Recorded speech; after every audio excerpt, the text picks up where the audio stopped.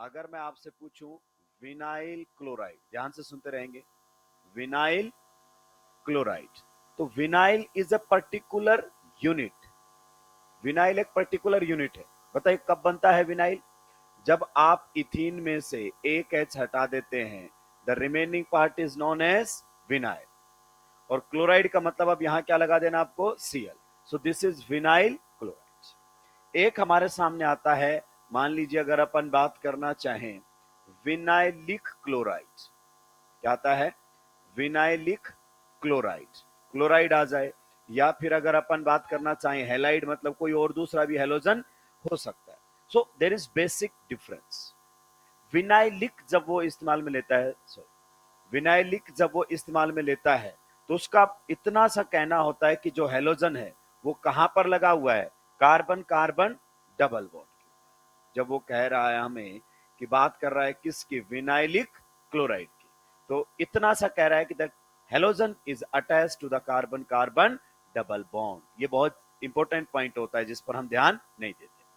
मतलब विनाइलिक की कुछ फिक्स स्ट्रक्चर नहीं है, समझिए। अगर मैं बात करना चाहूं क्या ये एक विनाइलिक हैलाइड है, then I will say yes, because your halogen is attached to the carbon carbon double bond. Carbon carbon double bond वाले कार्बन पर जुड़ा है। और सुनिए, अगर मैं आपसे पूछना चाहूं, अगर यहां पर हम बातें करना चाहें, तो क्या ये हमारे सामने एक विनाइलिक हैलाइड या विनाइलिक क्लोराइड है? जी हाँ। पर क्या विनाइल क्लोराइड है? नो। विनाइल क्लोराइड तो एक फिक्स्ड स्ट्रक्चर होती है। विनाइलिक बस इतना मालूम है दैट हेलोजन और कोई भी ग्रुप जो लिखा गया है वो कार्बन कार्बन डबल बॉन्ड पर, बस उससे ज्यादा कुछ भी मालूम नहीं है। नेक्स्ट अगर अपन बात करें, मान लीजिए ये हमारे सामने कार्बन कार्बन डबल बॉन्ड है, यहां पर Cl लगा दिया, तो ये भी क्या है आपका? एक विनाइलिक हैलाइड या विनाइलिक क्लोराइड। आई बात समझ में? तो विनाइलिक का मतलब हमें ये पता है कि जो भी आप बताने वाले हो वो कार्बन कार्बन डबल बॉन्ड पर प्रेजेंट है, बस इतना मालूम है। उसके आगे पीछे की स्ट्रक्चर मालूम नहीं है। जैसे इन सभी में अगर आप देखो तो कॉमन क्या है कि कार्बन कार्बन डबल बॉन्ड के कार्बन पर कौन है? Halogen. Carbon carbon double bond के कार्बन पर कौन है? Halogen. Carbon carbon double bond के कार्बन पर कौन है? हेलोजन। तो ये सभी के अंदर कॉमन है, बाकी कुछ भी चेंज हो सकता है। So there is difference between vinyl chloride and vinylic. Vinyl is a particular structure, vinylic मतलब कार्बन कार्बन डबल बॉन्ड के ऊपर कोई भी लगा हुआ है। आइए नेक्स्ट अगर अपन बात करना चाहें, ध्यान से सुनिए, कार्बन कार्बन डबल बॉन्ड से next sp3 carbon, carbon carbon double bond से जो नेक्स्ट आपका sp3 कार्बन है, इसको हम क्या बोलते हैं? इसको बोलते हैं एलाइलिक कार्बन। क्या बोलते हैं? Allylic carbon. आगे बात समझ में? मान लीजिए अगर मैंने इस कार्बन पर हाइड्रोजन्स लगा दिए, तो आप बताओ इन हाइड्रोजन्स को राइट नाउ आप क्या बोलोगे?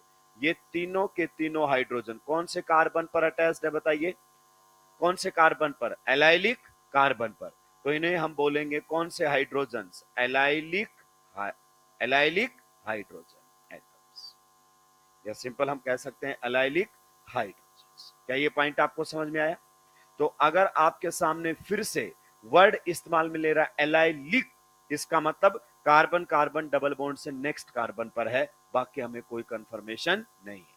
आइए अगर मैं आपको स्ट्रक्चर बनाने के लिए कह रहा हूं, ध्यान से सुनिएगा, अगर मैं स्ट्रक्चर बनाने के लिए कह रहा हूं एलाइल क्लोराइड, आप बताइए allyl chloride has a fixed structure. Allyl unit आप जानते हैं ना सभी के सभी, कहां से? प्रोपीन से। जब आप एक एच हटा देते हैं, कौन सा एच हटा देते हैं दोस्तों? sp3 कार्बन वाला। So this particular unit is allyl. क्या पूछ रहा है? क्लोराइड, तो क्या लगा देंगे? Cl। ये हमारे सामने एक हमारे सामने आता है, अगर अपन यहां पर बात करना चाहें एलाइलिक, एलाइलिक क्लोराइड, ठीक है, या फिर एलाइलिक हैलाइड या कुछ और हो सकता है, उससे कोई फर्क पड़ने वाला नहीं है। तो एलाइलिक का मतलब केवल हमें इतना मालूम होगा कि जो भी है वो कार्बन कार्बन डबल बॉन्ड से नेक्स्ट कार्बन। समझिए सबसे पहले, क्या आपके सामने ये जो मैंने हैलाइड लिखा है, क्या ये एक एलाइलिक हैलाइड है? जी हाँ, because halogen is attach to the allylic carbon, ठीक है। नेक्स्ट अगर मैं आपसे पूछना चाहूं, तो क्या ये भी एक आपका एलाइलिक क्लोराइड है? जी हाँ, because chlorine is attached to the allylic carbon, that's it.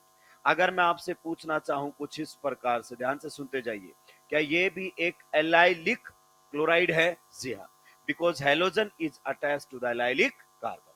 Which carbon is allylic carbon? Carbon carbon double bond से नेक्स्ट कार्बन, ये आपका एलाइलिक कार्बन है। तो जब भी वो बोलता है allylic chloride, allylic alcohol, allylic amine, तो बस इतना मालूम है कि जो भी ये वर्ड पीछे आ रहा है वो किसके ऊपर जुड़ा हुआ है? एलाइलिक कार्बन पर जुड़ा हुआ है। अब आप देखो पीछे की स्ट्रक्चर सभी में क्या हो गई है? चेंज। पर allyl, allyl is a particular unit.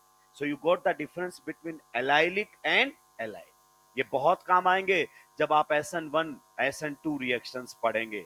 Maximum बच्चों को क्लियर नहीं होता है।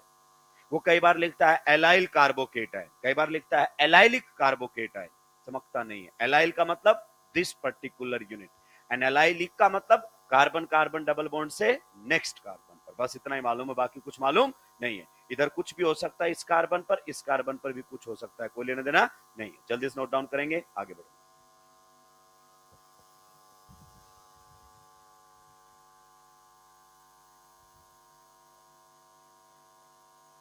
कार्बन कार्बन डबल बॉन्ड को कौन सा कार्बन बोलते हैं? विनाइलिक। तो उसके ऊपर Cl लगेगा तो विनाइलिक क्लोराइड हो जाएगा, उस पर NH2 लगेगा तो विनाइलिक अमीन हो जाएगा। सिंपल सी बात है।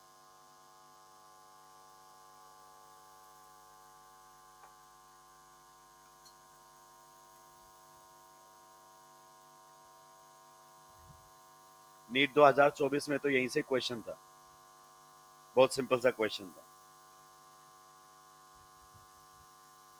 पर 2025 में कोई भी इजी क्वेश्चन नहीं दिया उसने कि जुगाड़ से बन जाए या याद करने से बन जाए, ऐसा कोई क्वेश्चन नहीं। इवन बायोमोलिक्यूल से क्वेश्चन उठाए, वो भी पूरा घुमाया उसने।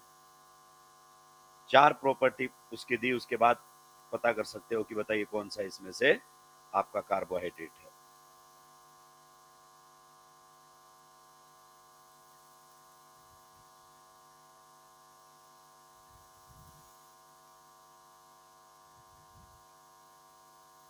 एनसीईआरटी से आने का मतलब ये तो खत्म कर दिया कि एनसीईआरटी की 4 लाइन पूछ लेगा।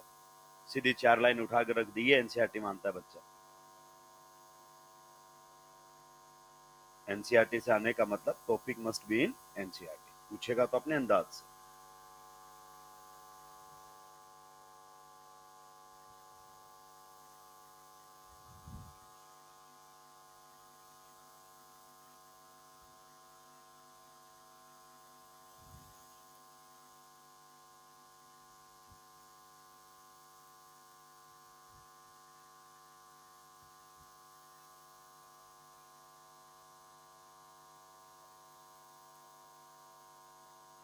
भाई एलाइल तो एक पर्टिकुलर यूनिट है। देखो जब भी वो केवल एलाइल बोले तो ये स्ट्रक्चर, और जब भी एलाइलिक बोले इसका मतलब कार्बन कार्बन डबल बॉन्ड से नेक्स्ट पर है, बाकी का कुछ भी नहीं पता है। एलाइलिक के अंदर आपको केवल इतना मालूम रहेगा, ये इधर इस कार्बन पर क्या है नहीं पता, इस कार्बन पर क्या है नहीं पता, इस कार्बन पर क्या है नहीं पता, इस पर 2 ग्रुप क्या है नहीं पता। बस ये मालूम है कि इस एलाइलिक कार्बन पर जो भी बोल रहा है वो लगा। जैसे एलाइलिक हैलाइड बोल रहा है तो आपको इतना क्लियर है that this halogen is present on the next carbon to carbon carbon double bond, that's it। इधर कुछ भी लगा सकता है, इधर कुछ भी लगा सकता है, उन दोनों पर कुछ भी लगा सकता है, ये फिक्स नहीं है। और एलाइल में ये फिक्स है, यहाँ भी हाइड्रोजन होंगे, यहाँ भी hydrogen. Allyl is a particular unit. सुलटा दिया सभी ने। तो ये हमने बातें की हैं किसकी? विनाइल एंड एलाइल ग्रुप की। ऐसे एक प्रोपारजाइल ग्रुप भी होता है ट्रिपल बॉन्ड से, लेकिन उसका कोई डिस्कशन नहीं होता। हम फालतू की नोटबुक नहीं भरेंगे, हमेशा इस बात का ध्यान रखिए, क्योंकि एग्जामिनर ये नहीं देखता कि तूने कितनी नोटबुक भरी ऑर्गेनिक में, 4 आ तेरा सिलेक्शन हो जाएगा। चाहे एक भी मत भर, वहां पर क्वेश्चन बनने चाहिए। आगे बढ़ सकता हूं। नेक्स्ट हेडिंग लगाएंगे phenyl, phenyl comma benzyl, phenyl comma benzyl. अगले जो हम अल्काइल ग्रुप्स पढ़ने जा रहे हैं वो हमारे सामने रहेगा phenyl, comma benzyl, comma benzal and benzo groups and benzo groups. ये हमारे साथ phenyl, benzyl, benzene and benzo groups. आइए सबसे पहले पेन डाउन होने चाहिए, सभी इधर ध्यान से सुनिए। ये हमारे सामने स्ट्रक्चर है किसकी? बेंजीन। आप बताइए बेंजीन के हर कार्बन पर कितना हाइड्रोजन? हर कार्बन पर एक एक हाइड्रोजन है, क्योंकि 3 बॉन्ड तो अंधे को भी नजर आ रहे। तो एक बॉन्ड की कमी है, जितने बॉन्ड की कमी होगी कार्बन की, किससे बनाए जाएंगे? हाइड्रोजन से। तो ये हमारे सामने है बेंजीन। क्या है? बेंजीन। आगे बात समझ में। अगर मुझे यहां से एक एच हटाना पड़े, मान लीजिए मैंने यहां से एक एच हटाना है, तो आप बताइए मैं कौन सा हाइड्रोजन? देखो 6 के 6 हाइड्रोजन इक्विवेलेंट, कोई सा भी हाइड्रोजन हटा सकते हो, कोई फर्क पड़ने वाला नहीं है। तो मान लीजिए मैंने एक हाइड्रोजन यहां से हटा दिया है। जब भी आप यूं फ्री वैलेंसी छोड़ते हो, इसका मतलब वहां से हाइड्रोजन को हटा दिया गया है। ये मैं आपके सामने रेजोनेंस हाइब्रिड लिखा। आप समझो, जब मैं ऐसे लिखता हूं CH3, इसका मतलब क्या है कि H हटा हुआ है, कुछ ग्रुप यहां पर लग सकता है, एक बॉन्ड अभी भी फ्री है जहां पर कुछ आ सकता है। क्लियर? तो इसका मतलब आप क्या समझे कि ये वाला जो कार्बन का हाइड्रोजन था वो हट चुका है। तो जब आप बेंजीन से एक एच हटाते हैं दोस्तों, तो आप लोगों के सामने जो बनकर आता है उसे क्या बोलते हैं? फिनाइल। बेंजाइल नहीं, फिनाइल। यहां कंफ्यूज हो जाते हैं हम, क्योंकि जब मीथेन से एच हटता है तो मिथाइल, इथेन से एच हटता है तो इथाइल, प्रोपेन से एच हटता है तो प्रोपाइल। तो बच्चों को लगता है बेंजीन से एच हटा है तो बेंजाइल। नो, बेंजीन से एच हटेगा तो फिनाइल बनेगा। आप बताइए इसका मोलिकुलर फॉर्मूला क्या है? कार्बन कितने हैं? 6। और हाइड्रोजन कितने हैं? कितने हैं? 6। हाइड्रोजन भी कितने हैं? 6। इसमें बताओ, अगर मैं आपसे पूछना चाहूं तो इसमें कार्बन कितने हैं, हाइड्रोजन कितने हैं? तो आपको कई जगह ये ग्रुप ऐसे भी लिखा हुआ है C6H5। तो समझ जाओ कौन है वो, आपका फिनाइल ग्रुप है। आगे बात समझ में। इसको हम फिनाइल कह देते हैं, कई बार हम इसको एराइल भी कह देते हैं, क्योंकि बेंजीन को हम क्या बोलते हैं? एरीन। क्या बोलते हैं? एरीन। तो कई बार आप एराइल भी इसको बोल देते हो। फिनाइल को पूरा ना लिखकर एब्रीवेशन में क्या लिखा जाता है बताइए? PH, पहले 2 अल्फाबेट। एराइल को पूरा ना लिखकर बताइए एब्रीवेशन में क्या लिखा जाएगा? AR। इस प्रकार से आप लोगों के सामने लिखा हुआ मिलेगा। कई बार हम इसको फाई से भी रिप्रेजेंट कर देते हैं। ये रिप्रेजेंटेशन है कि फिनाइल बोल दो, एराइल बोल दो, PH से लिख दो, AR से लिख दो, या फिर फाई से लिख दो। आपको याद आएगा। देखो मैं आपको याद दिलाऊं, aryl halides, alkyl halides and aryl halides, 12th NCERT part 2 first chapter. Clear? तो इसको हम एराइल भी बोल देते हैं, फिनाइल भी बोल देते हैं, ऑप्शनल है, कहीं कोई दिक्कत की बात नहीं। जैसे अगर अपन बात करें, हमें स्ट्रक्चर बनानी है किसकी? हमें स्ट्रक्चर बनानी है फिनाइल क्लोराइड। किसकी स्ट्रक्चर बनानी है? फिनाइल क्लोराइड की। तो क्या आप फिनाइल ग्रुप जानते हैं? जी हाँ। फिनाइल ग्रुप कब बनता है? जब आप बेंजीन से क्या हटा देते हैं? एक H। So this remaining part is known as phenyl. Chloride का मतलब यहां पर क्या लगा देना है? Cl। अब इसको दूसरे तरीके से तो लिख सकता है C6H5Cl, ऐसे आता है। तो बच्चे को बढ़िया तरीके से कंफ्यूज करता है कि विच of the following will not give SN1 reaction, ऐसे लिख कर देता है जनता सा। उस SN1 पढ़ के गया है, पर उसने ऑप्शन ऐसा सेट किया है कि वो पहचान नहीं पा रही है क्या, तो हमें मालूम होना चाहिए। क्लियर? इसी प्रकार से आपके सामने और दूसरी स्ट्रक्चर बनवा सकता है। मान लीजिए उसने स्ट्रक्चर बनवा लिया है क्या? Phenyl cation. क्या बनवा लिया है? Phenyl cation. तो क्या आप फिनाइल ग्रुप जानते हैं? जी हाँ। ये हमारे सामने कौन सा ग्रुप होता है? फिनाइल। केटाइन का मतलब पॉजिटिव चार्ज। तो जिसा जहां पर आप एच हटाते थे, कोई सा भी एच हटा सकते हो, उससे कोई फर्क पड़ने वाला नहीं है। जहां एच हटाकर कोई ग्रुप लगाते थे, आज वहां से एच हटाकर कैसा चार्ज रख दो? Positive charge. तो ये आप लोगों के सामने क्या बन जाता है? Phenyl cation. तो क्या आपको फिनाइल यूनिट क्लियर हुई? जब बेंजीन से एक एच हटा दिया जाता है, the remaining part is known as phenyl. Benzene को हम एरिन भी बोलते हैं, तो उसको एराइल भी बोल दिया जाता है। पीएच से डिनोट किया जाता है, AR से डिनोट किया जाता है, कई बार फाई से भी डिनोट कर दिया जाता है। ये सारे फिनाइल ग्रुप की रिप्रेजेंटेशन है, जल्दी से जल्दी सुलटाएंगे, आगे बढ़ो।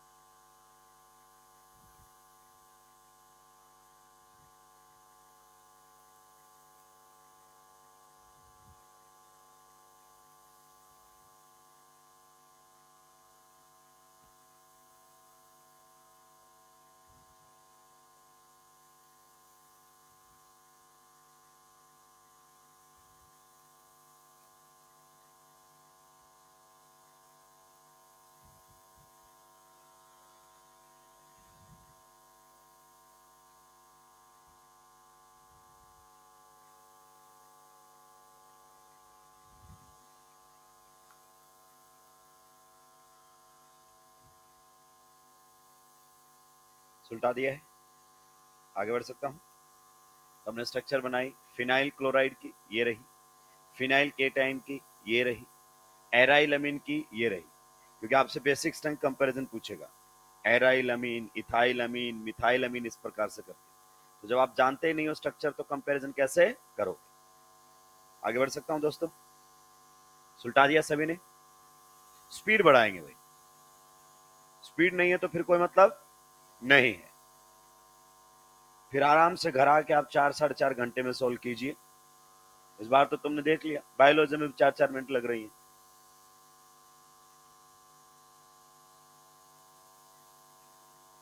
आगे बढ़ सकते हैं, चलिए। स्टार्टिंग में हो सकता है आप थोड़े अपशब्द कहें मुझे कि लिखने नहीं देता है, ये नहीं करता है, वो नहीं करता है, पर अगर आप कोशिश करेंगे तो ऑटोमेटिक आपकी स्पीड इंप्रूव होने लगे।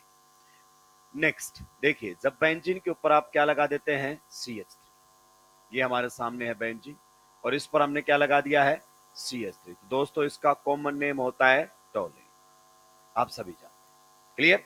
और ये जो कार्बन है आपका बेंजीन से नेक्स्ट sp3 कार्बन, इसको हम बोलते हैं बेंजाइलिक कार्बन। क्या बोलते हैं, बेंजाइलिक कार्बन। जैसे आपके पास होता था एलाइलिक कार्बन, तो आप ये भी कह सकते हैं सर क्या ये एलाइलिक नहीं है, क्योंकि ये भी तो कार्बन कार्बन डबल बॉन्ड से नेक्स्ट sp3 कार्बन है, लेकिन ये कार्बन कार्बन डबल बॉन्ड किसका है, बेंजीन का है, तो इसको स्पेशल नाम दे दिया गया है benzylic carbon, clear.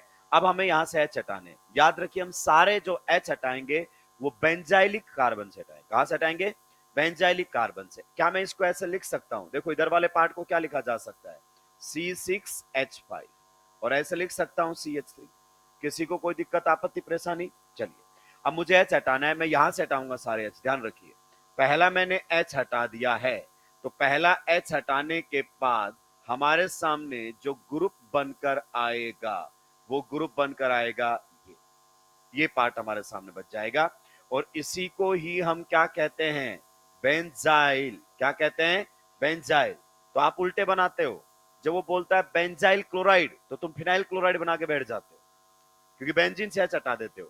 Benzyl benzene से H हटने पर नहीं बनता है, टोलिन से sp3 कार्बन से H हटने पर बनता है, क्लियर। तो ये आपके सामने है बेंजाइल, मतलब इसको ऐसे लिखा जा सकता है C6H5CH2, इस प्रकार से लिखा जा सकता है जी। तो ये था ना, तो यहां से H हटा दिया तो ये बन गया आप लोगों के सामने। तो ये हमारे सामने है बेंजाइल। आइए वो आपसे स्ट्रक्चर बनवाएगा इस प्रकार से कि बताइए बेंजाइल क्लोराइड क्या होता है। तो क्या आप बेंजाइल क्लोराइड की स्ट्रक्चर बना सकते हैं, यस, बहुत आसानी से। आप बताइए बेंजाइल यूनिट आपको बनाना आता है, so this particular unit is benzyl. Chloride का मतलब यहां पर क्या लगा देना है, Cl, सही बात है। नेक्स्ट अगर अपन बात करना चाहें, मान लीजिए वो हमसे बनवा रहा है क्या, बेंजाइल कार्बोकेटाइन। क्या बनवा रहा है, बेंजाइल कार्बोकेटाइन। तो क्या हम बना सकते हैं, जी हाँ। ये देखिए ये पर्टिकुलर यूनिट आपकी कौन सी हो गई है, बेंजाइल कार्बोकेटाइन, क्लियर है। क्या आने वाला है, पॉजिटिव चार्ज, किस पर, कार्बन पर। लेकिन इतने सारे कार्बन है, कौन से कार्बन पर, जहां से H हटाया था। तो यहां पर ये रहेगा आपके सामने बेंजाइल कार्बोकेटाइन। मान लीजिए वो आपसे स्ट्रक्चर बनवा रहा है किसकी, बेंजाइल, अगर अपन बात करना चाहें अमीन, किसकी, बेंजाइल अमीन। तो आप बताइए क्या आप बेंजाइल यूनिट जानते हो? जी हाँ, this particular unit is known as benzyl. अब अमीन का मतलब यहां पर क्या जोड़ दो, NH2, तो ये बन जाएगा बेंजाइल अमीन। किसी को कोई दिक्कत आपत्ति परेशानी होनी भी नहीं चाहिए। क्या मैं इसको ऐसे लिख सकता हूं, C6H5CH2NH2? जी हाँ, बिल्कुल लिखा जा सकता है, कहीं पर कोई दिक्कत आपत्ति परेशानी नहीं। नेक्स्ट अगर अपन बात करना चाहें तो यहां से मुझे एक H और हटाना है। क्या करना है, एक H और हटाना है। Now I have choices, clear. मैं यहां से हटा सकता हूं, यहां से हटा सकता हूं, यहां से हटा सकता हूं, लेकिन मुझे सारे H कहां से हटाने हैं, बेंजाइलिक कार्बन से। तो मैंने इसी से ही एक और H हटा दिया है। तो यहीं से जब हम एक और H हटा देंगे तो हमारे सामने ये वाली यूनिट बनकर आएगी। बताइए कितने इसकी वैलेंसी फ्री कर दी है, 2। तो इसको हम बोलते हैं क्या, बेंजल। क्या बोलते हैं, बेंजल। कई बार बेंजल और कई बार हम इसको क्या बोल देते हैं, बेंजाइलिडीन। उम्मीद करता हूं कुछ समझ में आया। बेंजल भी बोल दिया जाता है और बेंजाइलिडीन भी बोल दिया जाता है। बेंजल मैक्सिमम लोग जानते हैं, लेकिन बेंजाइलिडीन मैक्सिमम लोग नहीं जानते हैं। मैक्सिमम लोगों को यह मालूम नहीं होता है। क्या इसका इस्तेमाल कहीं भी एनसीईआरटी ने किया है? किया है साहब। आइए मैं आपको बताता हूं कि जब आप ऑक्सीडेशन करते हैं किसका, टोलिन का। जब आप ऑक्सीडेशन करते हैं किसका, टोलिन का। ध्यान से सुनना, आगे के रिएक्शन है, आप रिएक्शन करवाते हैं CrO3 in the presence of acetic anhydride. ये रिएक्शन दी हुई है इटार्ड रिएक्शन के जस्ट बाद में। Preparation method of aromatic aldehydes यानी कि बेंजल्डिहाइड। दूसरे स्टेप में आप क्या करवाते हो, यहां पर हाइड्रोलिसिस, क्लियर। तो जो रिएक्शन होने के बाद आप लोगों के सामने जो प्रोडक्ट बनता है, आपको प्रोडक्ट पर नहीं जाना है, आपको तो मैं समझा रहा हूं कि जब रिएक्शन होती है तो इस रिएक्शन में जो इंटरमीडिएट बनता है वो ये इंटरमीडिएट बनकर आता है। ये इंटरमीडिएट बनता है और इसका नाम एनसीईआरटी ने क्या लिखा हुआ है, बेंजाइलिडीन एसीटेट। क्या लिखा हुआ है, बेंजाइलिडीन एसीटेट। मैं कह रहा हूं हाथ भी नहीं लगेगा तुमको। अब तुम कहां याद कर रहे हो, इटार्ड रिएक्शन में कॉम्प्लेक्स का नाम रट रहे हो, अलग अलग तरीके से गुणगान कर रहे हो उसका, क्योंकि पूछ चुका है वो नीट, अब नहीं पूछेगा। तो पूछे जाने के बाद मतलब ही क्या रह जाता उन चीजों का। तो ये आपके सामने, इसको बोला जाता है बेंजाइलिडीन एसीटेट। एक जगह यहां पर बेंजाइलिडीन वर्ड इस्तेमाल में लिया, एक जगह और उसने इस्तेमाल में लिया है, टाइम आने पर मैं आपको बताऊंगा। तो आप कई बार किसका इस्तेमाल करोगे, बेंजल का। कई बार आप किसका इस्तेमाल करोगे, बेंजाइलिडीन। अब आपको समझ में आ गया ना कि एक ही जगह से दोनों एच हटे हुए हैं, क्लियर। और सुनो सर, और कुछ हो सकता और कुछ हो ही नहीं सकता, क्योंकि इस कार्बन को छोड़कर किसी कार्बन पर दो हाइड्रोजन ही नहीं है, तो एक जगह से तो हटा ही नहीं सकते आप। इस पर तो हाइड्रोजन ही नहीं है, इसके तो 4 बॉन्ड बने हुए हैं, और सब पर बाकी पर कितना है, एक एक। तो यही स्ट्रक्चर बनेगी और कोई सोच ही नहीं सकते। तो बेंजल भी बोला जा सकता है, बेंजाइलिडीन भी बोला जा सकता है। आइए बेंजल की अगर अपन कुछ बात करना चाहें, जरा ध्यान से सुनिए। मान लीजिए अगर मैंने यहां से 2 वैलेंसी हटा दी है, तो बताइए ये यूनिट कौन सी कहलाएगी, बेंजल। और यूनिट हटाने के बाद मैंने कौन लगा दिया है, ऑक्सीजन। क्या लगा दिया है, ऑक्सीजन। तो यही आप लोगों के सामने क्या बनकर आ जाता है, बताइए, बेंजल्डिहाइड। तो benzyl plus aldehyde, that is benzaldehyde. तो जो कॉमन नेमिंग है आप लोगों के सामने इस तरीके से आ रही है। चलिए नेक्स्ट अगर अपन बात करना चाहें, यहां से एक एच और हटा देते हैं, सारे एच यहीं से हटा रहे हैं। अगर एक एच और हटा दिया है तो इसके तीनों हाइड्रोजन क्या हो जाएंगे, free, clear. And the remaining part is known as benzo. The remaining part is known as benzo, clear. यहां से फिर आपको देखो चीजें समझने को मिलेगी। अगर अपन बात करना चाहें, तीनों अगर मैंने एच हटा दिए हैं तो रिमेनिंग पार्ट को क्या बोलोगे, बताओ, बेंजो। ये आपके सामने बेंजो है।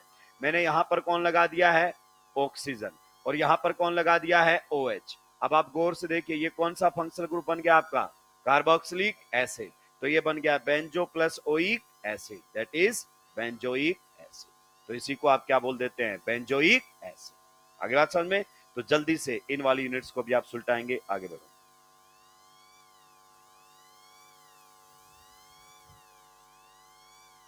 जल्दी जल्दी लिखेंगे दोस्तों। कुछ लोग साथ के साथ लिखने की कोशिश करते, जब मैं पढ़ा रहा होता हूँ गर्दन तोड़ दूंगा, फिर बॉन्ड खा जाते हो तुम लोग। इधर से कितने तले थे और इधर सारे गायब कर दिए। कार्बन ना खाएं, कार्सिनोजेनिक होता है।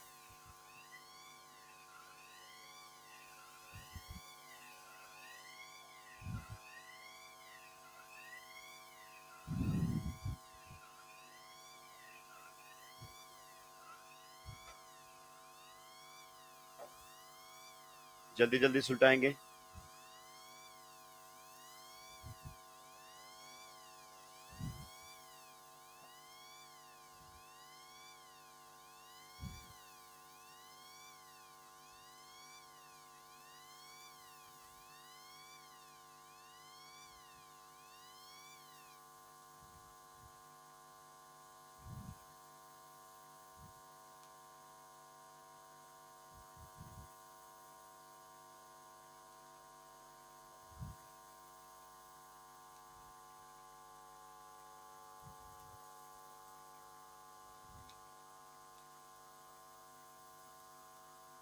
आपको ये नहीं सोचना है कि यहां से यहां क्या हुआ है, कुछ नहीं सोचना है, मैं तो बता रहा हूं। देखो ये बनता है रिएक्शन, तो इसका नाम होता है बेंजाइलिडीन एसीटेट।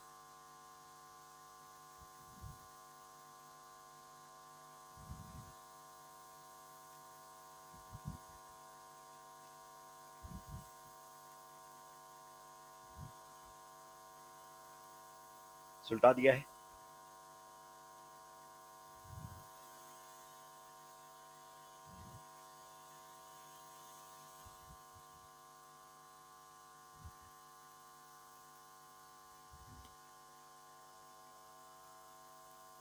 ये बहुत ही बेसिक कॉन्सेप्ट है जो through out the organic chemistry आपको काम आते रहेंगे, through out the organic chemistry. ये कोई पर्टिकुलर टॉपिक, पर्टिकुलर चैप्टर नहीं है, पर ऑर्गेनिक पढ़ने से पहले ये चीजें आपको पढ़ लेनी चाहिए।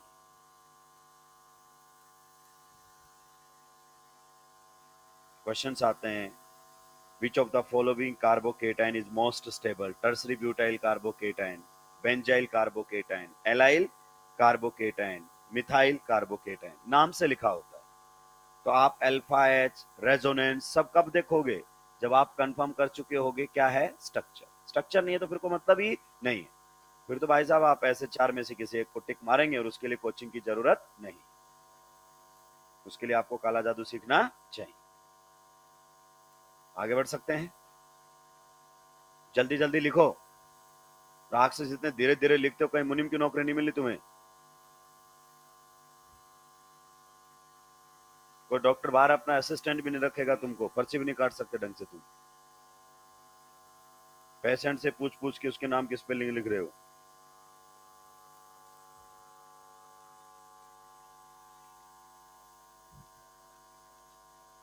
सुलटा दिया है। ये वाले एग्जांपल्स भी जल्दी से नोट डाउन करेंगे।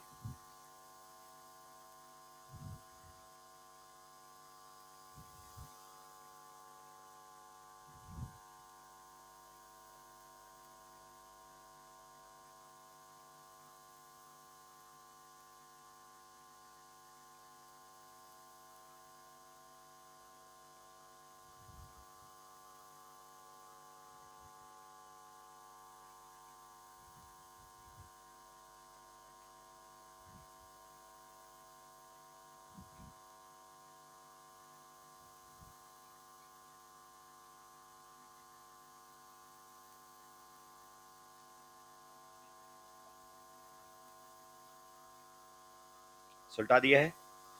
चलिए नेक्स्ट हमारा टॉपिक है homologous series. After that we will start the new topic that is IUPAC naming. Normally organic वहां से शुरू होती है, आयुपैक नेमिंग। पर हम अर्ली स्टार्ट किए हैं तो कुछ बेसिक कॉन्सेप्ट भी हमने पढ़ लिए हैं। चलिए होमोलोगस सीरीज, पहले इसकी डेफिनेशन लिखेंगे। क्या होती है होमोलोगस सीरीज? लिखिए।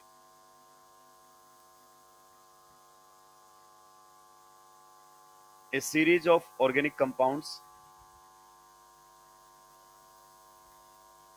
a series of organic compounds, a series of organic compounds having same functional group,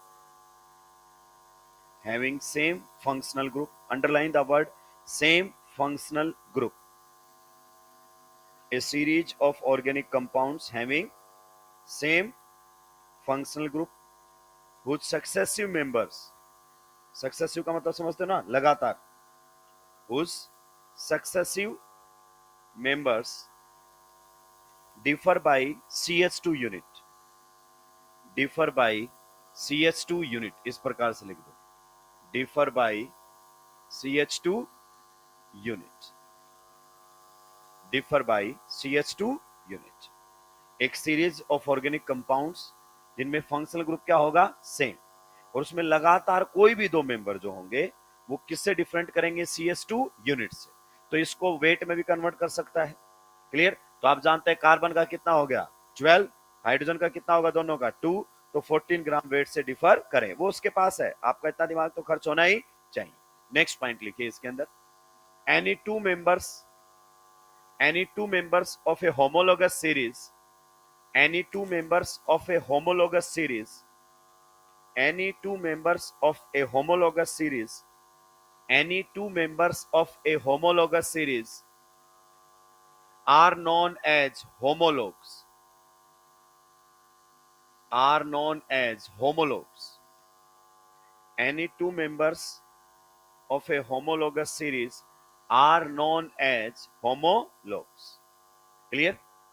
Next point. Two homologues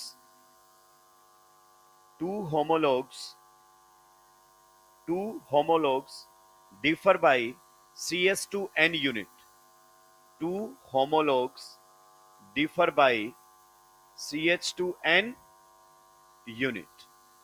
Two homologues differ by CH2N unit. N का मतलब समझ गए, जहां पर N आपका क्या हो सकता है, N आपका 1 हो सकता है, 2 हो सकता है, 3 हो सकता है, जहां तक आपको काउंटिंग आती है वहां तक हो सकता है. मतलब एक CH2 यूनिट भी हो सकती है, एक से ज्यादा भी हो सकती है, और आप इस प्रकार से आगे बढ़ते रह सकते हैं. सभी के पेन डाउन होने चाहिए. इसमें भी बहुत सारे लोग रायते की तरह फैल जाते हैं. 2 कोड़ी का टॉपिक है मात्र, बस केवल क्या समझ में आना चाहिए, फंक्शनल ग्रुप. मैं आपको पहले बेसिक क्लियर करता हूं इस टॉपिक से. देखिए ये मैंने क्या लिखा हुआ है, इंग्लिश का अल्फाबेट ए. फिर से बताइए ये मैंने क्या लिखा हुआ है, इंग्लिश का अल्फाबेट ए.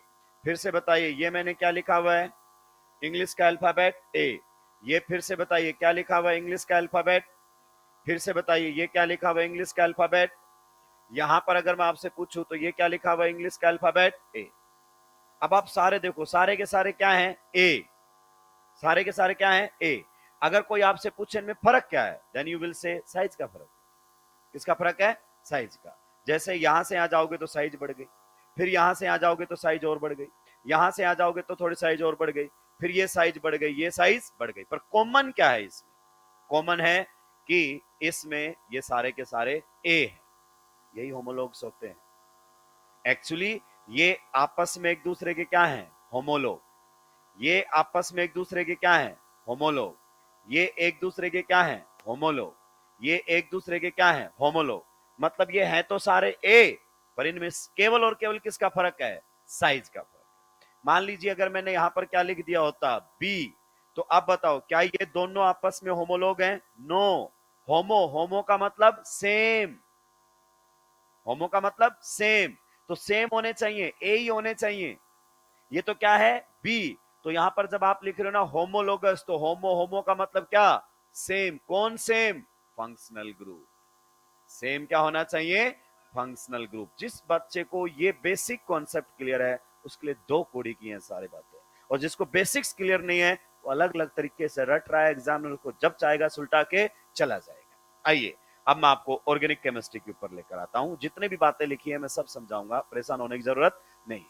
मान लीजिए अगर मैं आपसे पूछना चाहूं सबसे छोटा एल्डिहाइड कौन, तो ये है. आप बताओ एल्डिहाइड में एक साइड कौन आता है, एच फिक्स, दूसरी साइड एच भी आ सकता है और आर भी आ सकता है, तो मैंने एच लगा दिया, तो ये सबसे छोटा एल्डिहाइड है. फिर मैं आगे बढ़ा, ये दूसरा आप लोगों के सामने एल्डिहाइड है. आप बताओ जब आप यहां से यहां पर गए, यहां से यहां पर गए, तो आपने केवल और केवल क्या ऐड किया है, CH2 यूनिट। अगर मैं आपसे पूछूं इन दोनों में किसका फर्क है, तो आप बोलोगे एक CH2 यूनिट का फर्क है। क्या ये भी आप लोगों के सामने एक एल्डिहाइड है? जी हाँ। और क्या ये भी आप लोगों के सामने एक एल्डिहाइड है? जी हाँ। तो डिफरेंस केवल किसका है? कार्बन एटम्स का एंड हाइड्रोजन एटम्स का। और वो कार्बन हाइड्रोजन किसके केस में रहेंगे? CH2 के यूनिट में रहेंगे। फिर मान लीजिए अगर मैंने आप लोगों के सामने आगे बातें की, तो मैंने ये बना दिया है कुछ इस प्रकार से। मेरी बातों को आप ध्यान से सुनते हुए जाएंगे। आप बताइए, अगर मैं यहां से यहां तक जाऊं, तो बताइए किसका फर्क है इन दोनों में? चेक करो आप। कुछ लोगों को ये चमक नहीं रहा है कि सर CH2 का फर्क कैसे है। ए भाई, बिल्कुल दिमाग खर्च करने की जरूरत नहीं है। बता इसका मॉलिक्यूलर फॉर्मूला क्या है? इसका मॉलिक्यूलर फॉर्मूला बता। मॉलिक्यूलर फॉर्मूला बता। हाइड्रोजन कितने हैं? कार्बन कितना है? ऑक्सीजन कितना है? ऑक्सीजन कितना है? एक। दो बोल रहे हैं। इधर बताओ, कार्बन कितने हो गए? सॉरी, हाइड्रोजन बताओ पहले कितने हो गए? कार्बन कितने हो गए? ऑक्सीजन। तो दोनों में डिफरेंस बताओ कितना है? दोनों में डिफरेंस केवल किसका है? CH2 का ही तो है। CH2 का ही तो डिफरेंस आ रहा है मेरे भाई। इसी प्रकार से इनमें भी किसका फर्क है? CH2। आगे अगर मैं आप लोगों से बात करना चाहूं, तो ये आप लोगों के सामने आ गया है। फिर से बताइए किसका फर्क है? CH2। पक्का? जी हाँ। तो अगर मैं आपसे पूछूं इन सब में कॉमन क्या है? इन सब में कॉमन एक बात है कि ये सब के सब क्या है? एल्डिहाइड्स। ये सब के सब क्या है? तो इस प्रकार से आप एक सीरीज बना दो जिनमें फंक्शनल ग्रुप क्या हो? सेम। तो इस सीरीज को होमोलोगस सीरीज बोलते हैं। क्या बोलते हैं? Homologous series. जैसे ये बना रखी थी आपने, homologous series. You got that point? फिर मैंने एक पॉइंट लिखाया है, any two successive members differ by CH2 unit. Successive का मतलब लगातार। ये दो लगातार है कि नहीं है? देख लो CH2 यूनिट का फर्क। ये भी दो लगातार है कि नहीं है? CH2 यूनिट का फर्क है। इसी प्रकार से आप बताओ, ये भी दो लगातार है कि नहीं है? तो इनमें भी क्या किसका फर्क है? CH2। तो कोई भी दो लगातार होंगे, उनमें CH2 यूनिट का फर्क होगा। क्या ये पॉइंट भी क्लियर हुआ? फिर आपने एक पॉइंट और लिखा है, एनी टू मेंबर्स, कोई भी दो member of a homologous series are known as homologues. जैसे अगर मैं बोलूं आपसे कि बताओ इन दोनों के बीच में क्या रिलेशन है, तो ये और ये आपस में क्या है? होमोलोग्स। क्या है? होमोलोग्स। क्लियर? कोई भी दो मेंबर उठा लो, इसका मतलब ये दोनों आपस में होमोलोग है। अगर मैं पूछूं इसमें और इसमें क्या रिलेशन है, देन यू विल अगेन से होमोलोग्स। कोई भी दो मेंबर। अगर मैं आपसे पूछूं बताओ इसमें और इसमें क्या रिलेशन है, देन यू विल अगेन से होमोलोग्स। ये क्या है आपस में? कोई भी दो मेंबर। इसका मतलब सर क्या रिलेशन इसी के डिफाइंड है? नहीं। अगर मैं आपसे पूछूं इन दोनों में क्या रिलेशन है, देन यू विल से होमोलोग्स। एक होमोलोगस सीरीज के कोई भी दो मेंबर होमोलोग्स होते हैं। मैं अगर आपसे पूछूं बताओ इसमें और इसमें क्या रिलेशन है, then you will say again homologues. पहले बताइए, एक एक थ्योरेटिकल पॉइंट क्लियर हो रहा है आप लोगों को? दूसरा मैंने एक पॉइंट और लिखा है, any two members of a homologous series differ by CH2N। जैसे अगर मैं बोलूं इन दोनों में किसका फर्क है? CH2 का। तो N की वैल्यू क्या हो गई यहां पर? 1। अगर मैं पूछूं इन दोनों में कितने का फर्क है, तो N की वैल्यू 2 रख दो, तो हो जाएगा C2H4। चेक कर लो। तो कोई भी दो मेंबर हैं होमोलोगस सीरीज के, उनमें CH2N का फर्क होता है। N डिपेंड करेगा 1 2 3 4 5 6, कुछ भी हो सकता है। तो होमोलोगस सीरीज, होमो का मतलब सेम। कौन सेम होना चाहिए? Functional group. केवल कार्बन चेन छोटी बड़ी होती रहे तो उन्हें हम होमोलोगस सीरीज कहते हैं। और इस सीरीज के कोई भी दो मेंबर्स आपस में क्या होते हैं? होमोलोग। कंडीशन ये है फंक्शनल ग्रुप सेम होना चाहिए। सारे ए एक दूसरे के क्या होते हैं? होमोलोग्स। पर ए और बी आपस में होमोलोग नहीं है, बिकॉज ये दोनों अलग अलग अल्फाबेट हो गए, यानी कि दोनों का फंक्शनल ग्रुप क्या हो गया है? चेंज हो गया। सुलटाइए, आगे बढ़ो।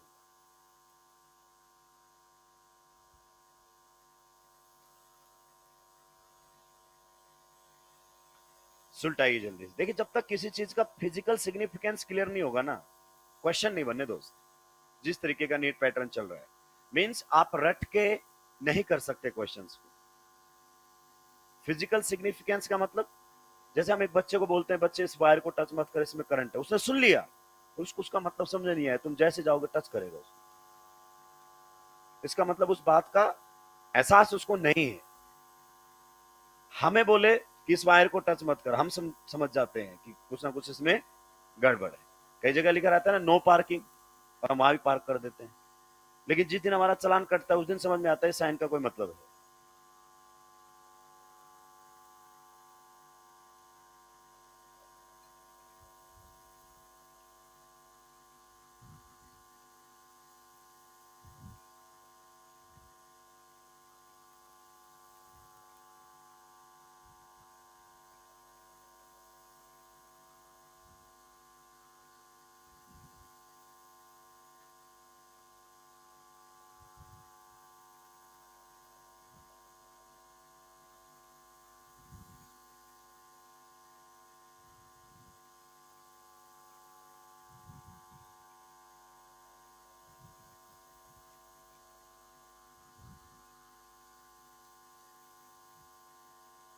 तो आपने जो थ्योरी में पॉइंट लिखे हैं, क्या उस एक एक पॉइंट का मतलब क्लियर है?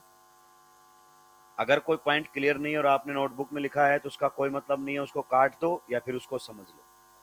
ये क्लियर रखो अपने दिमाग में कि नोटबुक में लिखी हुई बात मुझे समझ में आनी चाहिए, नहीं तो मैं उस पेज को उखाड़ के फेंक दूंगा, क्योंकि उसके फिर लिखने का भी मतलब नहीं रह गया है। सुलटा दिया सभी नहीं। अब आपसे कई बार पूछेगा कि बताइए एल्डिहाइड का फर्स्ट होमोलॉग कौन है, सेकंड कौन सा है, कीटोन का क्या है, इस तरीके के क्वेश्चंस आप लोगों के सामने आते हैं। तो हमें फर्स्ट मेंबर बताना हो सीरीज का, सेकंड मेंबर बताना हो, थर्ड मेंबर बताना हो, तो इस टाइप के क्वेश्चन से हम कैसे डील करें। आइए सभी का ध्यान इधर होना चाहिए। जैसे आप बताओ, अगर अपन बात करना चाहें कीटोन बनाना है, तो कीटोन में दोनों साइड क्या आने चाहिए, आर। आर में कम से कम कितना कार्बन होगा, ए। तो ये आपके सामने सबसे छोटा क्या है, ketone. So it is the first member. Ketone homologous series का ये पहला मेंबर। आप बोलेगा, आपको बोलेगा कीटोन होमोलोगस सीरीज का सेकंड मेंबर बनाओ, तो आप बताओ सेकंड मेंबर बनाने के लिए इसमें केवल क्या ऐड करना है, CH2। तो ये इस सीरीज का कौन सा मेंबर हो गया है, सेकंड मेंबर हो गया है। कौन सा मेंबर हो गया है, सेकंड। बोलेगा कि इसका थर्ड मेंबर बनाओ, क्लियर, तो फिर एक CH2 और ऐड कर देंगे। तो इस प्रकार से अगर अपन बात करना चाहें तो ये इस होमोलोगस सीरीज का कौन सा मेंबर हो गया है, थर्ड। तो ये इस सीरीज का कौन सा है, फर्स्ट मेंबर। ये आप लोगों के सामने रहेगा फर्स्ट मेंबर। मेंबर को इतना लिख सकता हूं, चलेगा ना। ये कौन सा रहेगा, सेकंड मेंबर। आगे बात समझ में।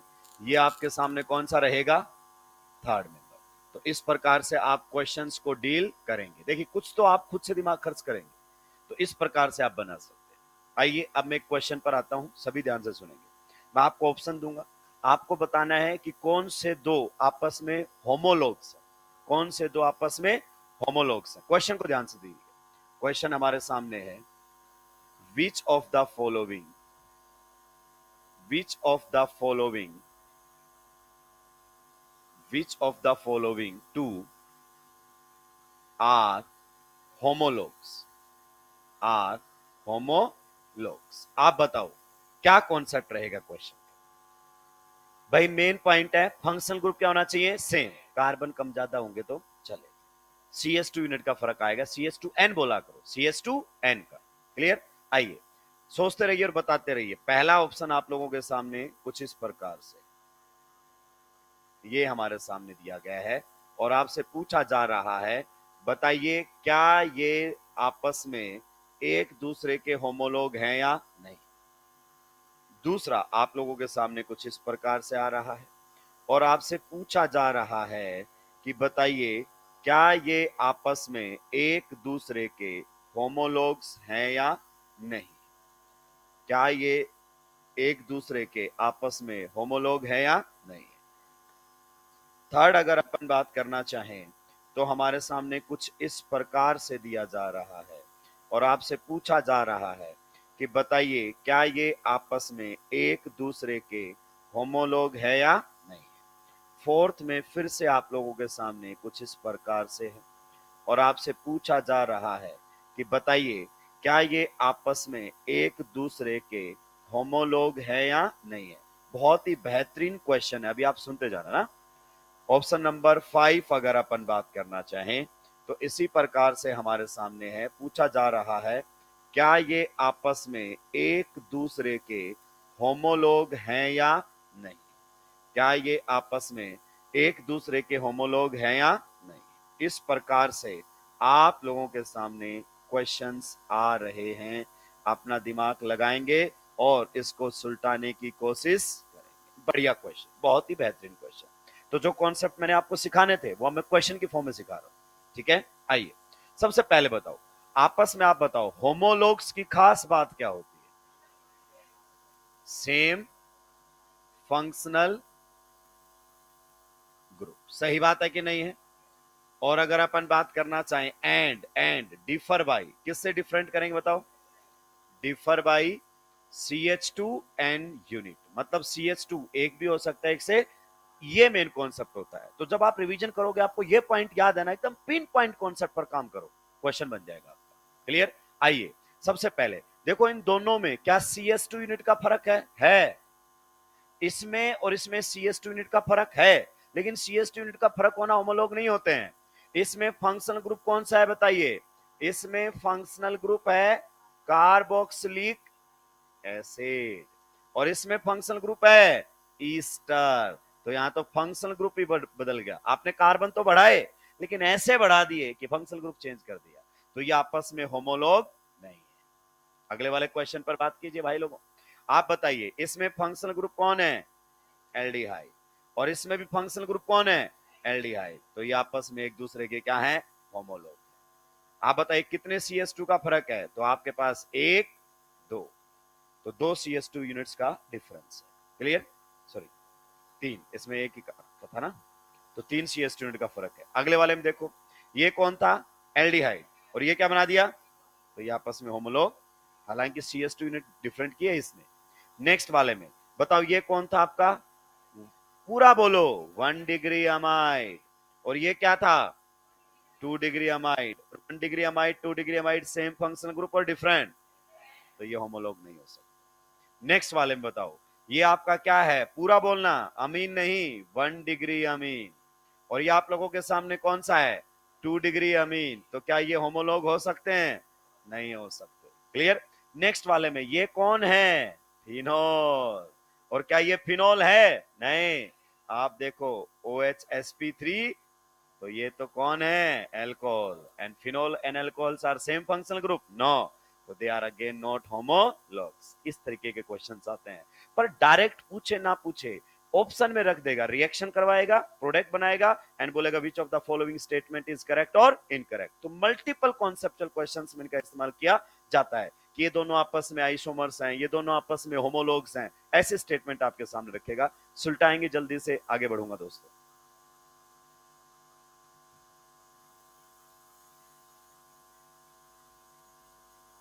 होमोलोगस सीरीज रिलेटेड कुछ क्वेश्चंस आपके मॉड्यूल में भी हैं, पर वो क्वेश्चन मैं नोटबुक में नहीं लूंगा। क्लियर है मेरा फंडा?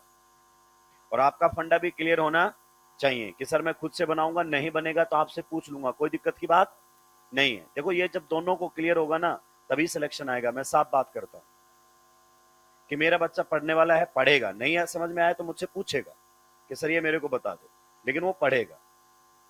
एक ऐसे बच्चे होते हैं, अरे यार ये तो कुछ भी नहीं कर रहा, सारा मेरे को ही करना पड़ रहा है, तो वो थोड़े दिन बाद बैच चेंज करता है, फिर वो अगले साल वापस आता है, उसको 1 से 1.5 साल का समय लगता है समझने में कि भाई सिलेक्शन तो खुद के क्वेश्चन करने से होंगे, एग्जामिनेशन सेंटर में आपकी मदद करने वाला कोई भी नहीं होगा।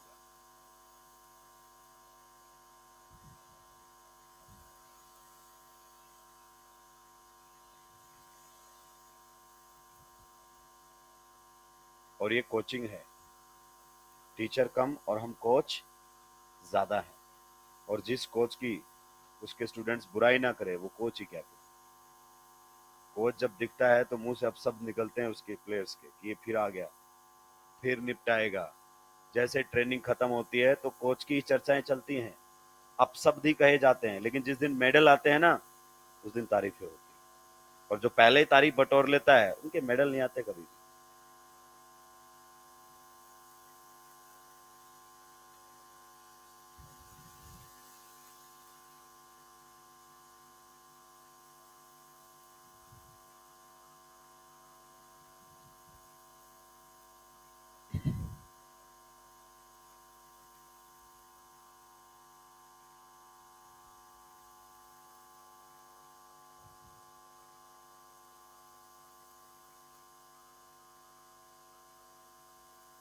जब भी किसी का नेक्स्ट होमोलॉग पूछे तो केवल क्या ऐड कर देना है, CH2, पर फंक्शनल ग्रुप चेंज नहीं करना। इस बात का ध्यान रखना, कभी फंक्शनल ग्रुप ही बदल दो। सुलटा दिया सभी? नहीं। आपको बताऊं, ये बेहतरीन क्वेश्चन एनसीईआरटी एग्जाम्पलर का है, पर आपको मैं बताऊंगा नहीं, पेज नहीं लिखवाऊंगा कि एनसीईआरटी से है, वहां से। अपनी नोटबुक को पढ़ते रहो, एनसीईआरटी सारी कवर होती हुई चलेगी, तो आप ट्रस्ट करेंगे मुझ पर।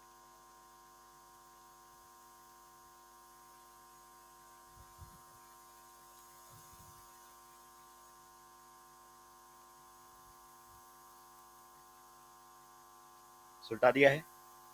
चलिए नेक्स्ट। अब हमारा रियली अगर अपन बात करना चाहें तो ऑर्गेनिक केमिस्ट्री शुरू होता है। नॉर्मली ड्रॉपर बैच में हम कहां से शुरू करते हैं? आयुपैक नेमिंग से शुरू करते हैं। तो नेक्स्ट पेज पर आप हेडिंग लगा देंगे IUPAC nomenclature,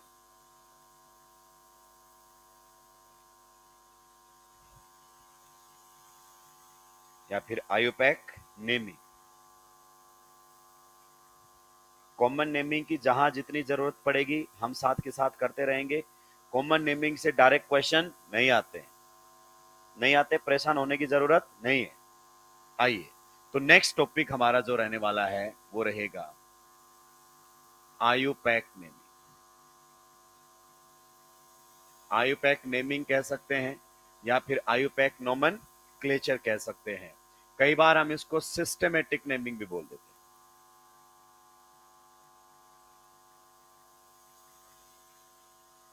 systematic naming,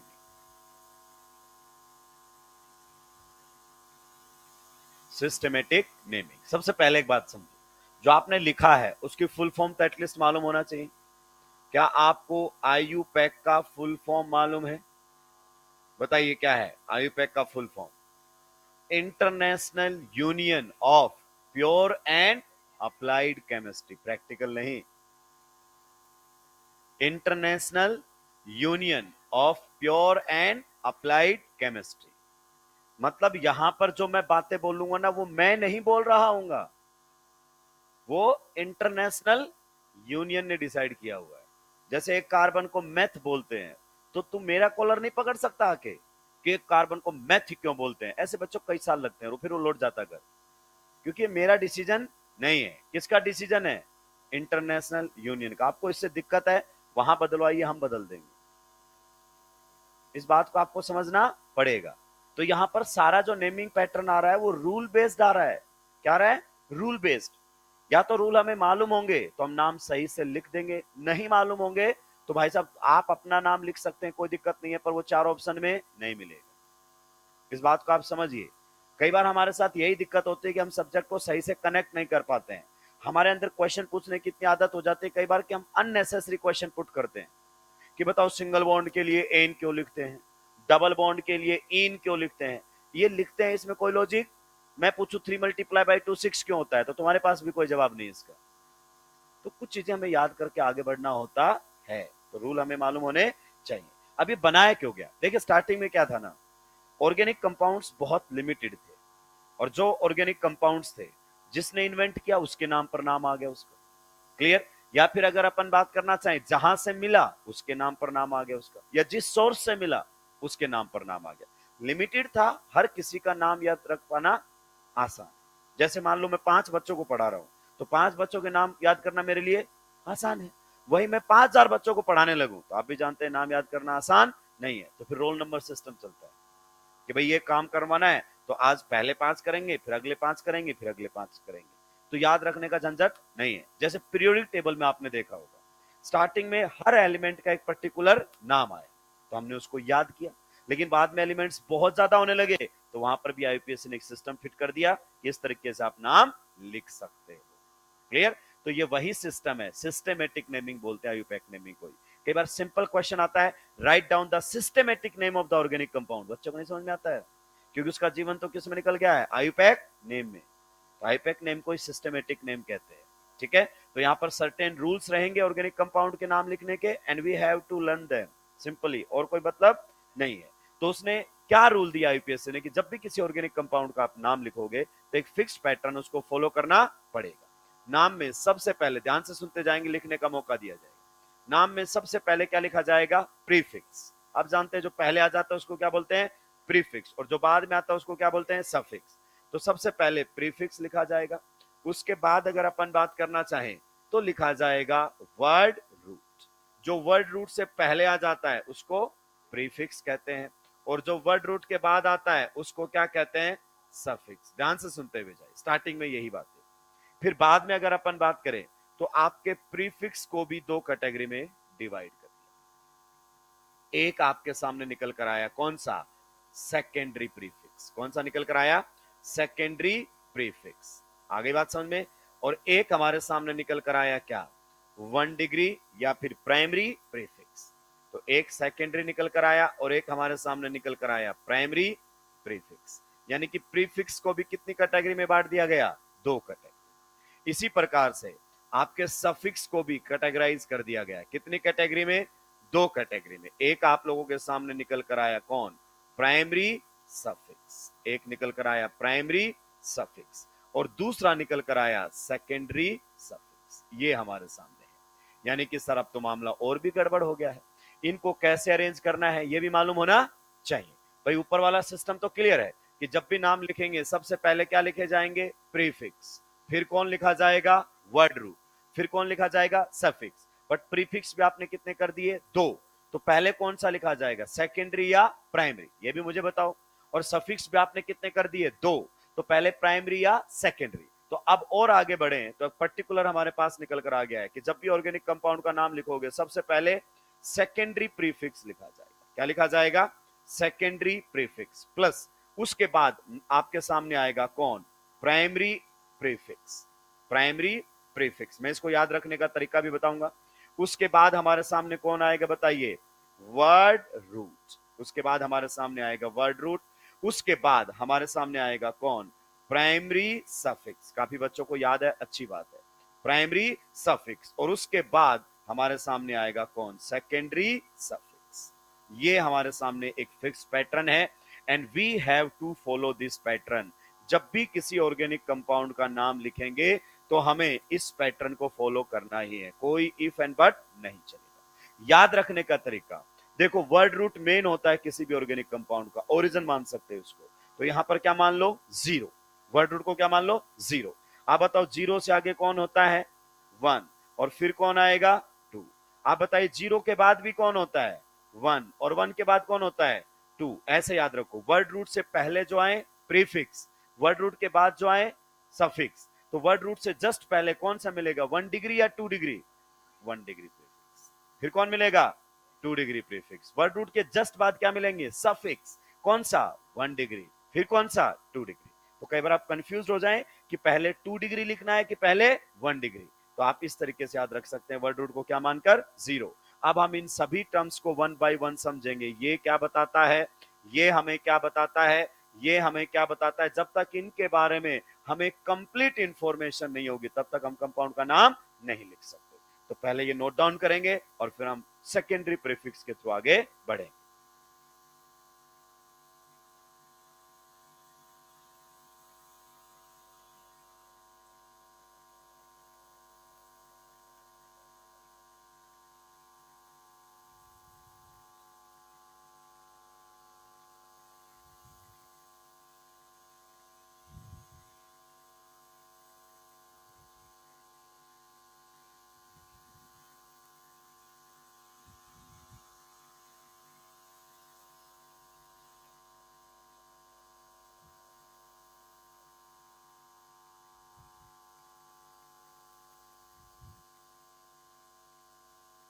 on an average IUPAC naming या आइसोमेरिज्म से एक क्वेश्चन होता है।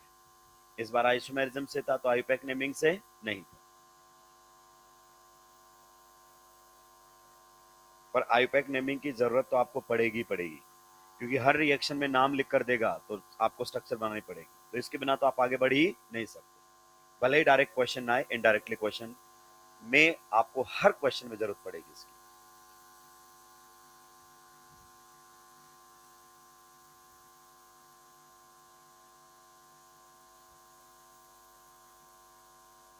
सुलटा दिया है।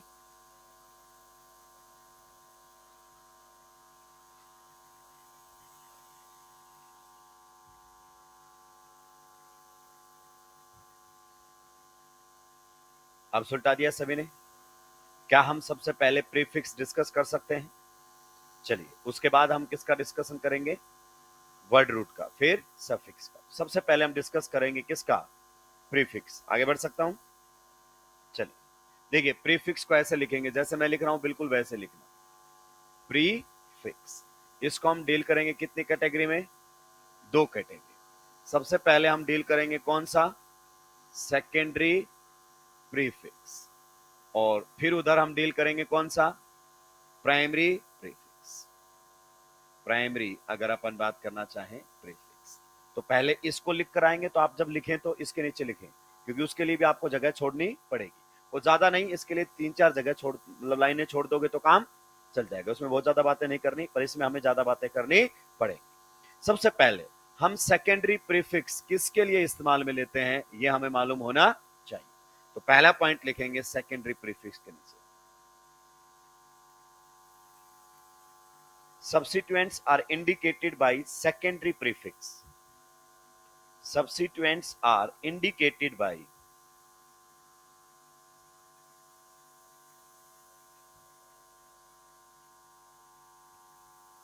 substituents, बाद में एब्रीविएशन हम इस्तेमाल में लेंगे, SUB लिख देंगे, ठीक है।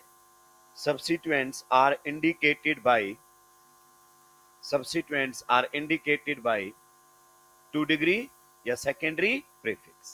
तो सब्सिट्यूएंट्स के लिए हम इस्तेमाल में लेते हैं क्या? Secondary prefix. क्या ये पॉइंट क्लियर हुआ? सर मेरा सवाल ये है, ये सब्सिट्यूएंट्स क्या होते हैं? तो मैं आपको आगे बता दूंगा, परेशान होना नहीं है। हालांकि आप ड्रॉपर हैं तो इनाम आपने एटलीस्ट सुना होगा।